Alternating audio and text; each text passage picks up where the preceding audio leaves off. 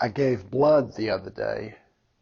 It used to be really hard for me to give any blood, even a few vials in the doctor's office or in the lab. I had a bad experience when I tried to donate for the first time. I was 18. I could tell you that story, but it's not important. I used to faint any time I got near a needle. It was very inconvenient. Fainting like that in the doctor's office or the allergist or other times. A church I served used to have a blood drive every 6 months or so, and I would have to decline, saying that I would make cookies or give a few dollars. I just couldn't donate blood. I thought about why I couldn't give and realized it was all in my mind. I prayed about it and talked with a counselor and my physician. No one seemed very sympathetic. Everyone said, you can do it. Well, not God. I didn't hear God speaking to me about my fear of donating blood.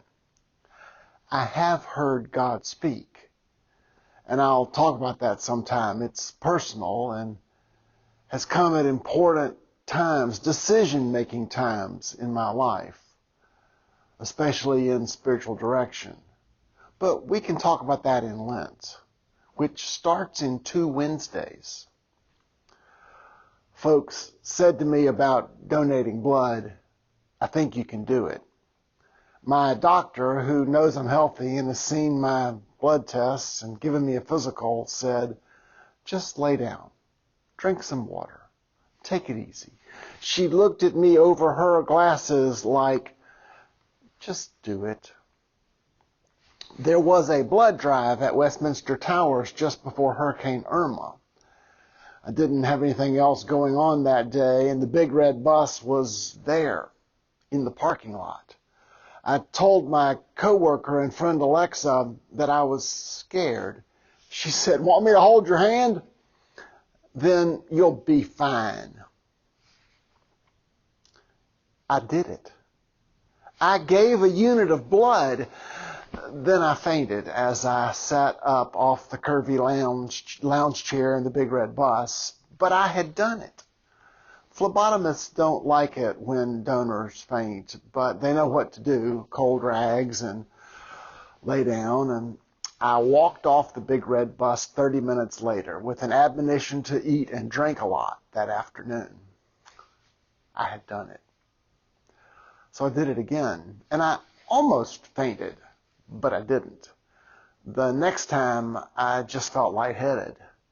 Soon I was donating with few effects. On Monday, I jumped up on the curvy lounge chair in the donation center in Orlando, let him stick me, listened to music, and was hopping up and enjoying a Coke and a cookie as I walked out to my car.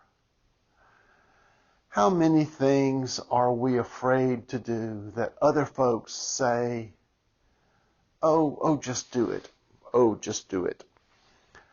I don't like stories where I'm the hero. They taught us in preacher school to do this very seldom, if at all.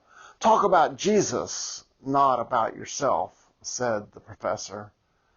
So let's make this even more uncomfortable. What are you afraid to do that other folks say is easy? Would you talk to someone who thinks differently than you do? Not in 1990 when people seemed to get along better, but now, in this charged political climate, could you listen to someone whose conspiracy theories are different than yours? Would you talk to an immigrant? Reverend John Perkins tells the story of a high school in 1967, ordinary public high school. Back then, they had preachers and evangelists come speak at school assemblies. He records that 17 members of the senior class walked down the aisle to accept Jesus as their Lord and Savior. But none of the students, well, the white students, walked down an aisle or across the lunchroom to speak to the new black students bust into school that year. All year, silence. Some things are really hard to do. There's peer pressure not to do it. Things we think might be simple, that someone might say, oh, just do it. Go talk to them. Would you talk with someone of a religion other than Christianity? If that's too hard, would you talk to someone from a branch you know nothing about? The Witnesses or Latter-day Saints? Maybe what would be really hard to do is talk to your brother or sister or family member you haven't spoken with in a long time. Even if it's their doing, can you try again to break the ice? What about that neighbor? Maybe it's listening to others that's too hard. I'm listing things that I might find hard to do that others would say, oh, just do it. Can you tell a friend or a family member about our church and invite them to watch it on YouTube? Could you invite someone to come to our mask and distant worship service at 9 a.m. each Sunday morning? You know what's safe to do with the COVID and all. You follow your doctor's instructions and CDC guidelines. But what's hard to do as a Christian today? Maybe it's donating blood at the Big Red Bus or the One Blood Center here in Ocala. I got my courage up. Maybe you can too. This has been Walk's Wednesday Words. I'm Walk. I'll see you next week.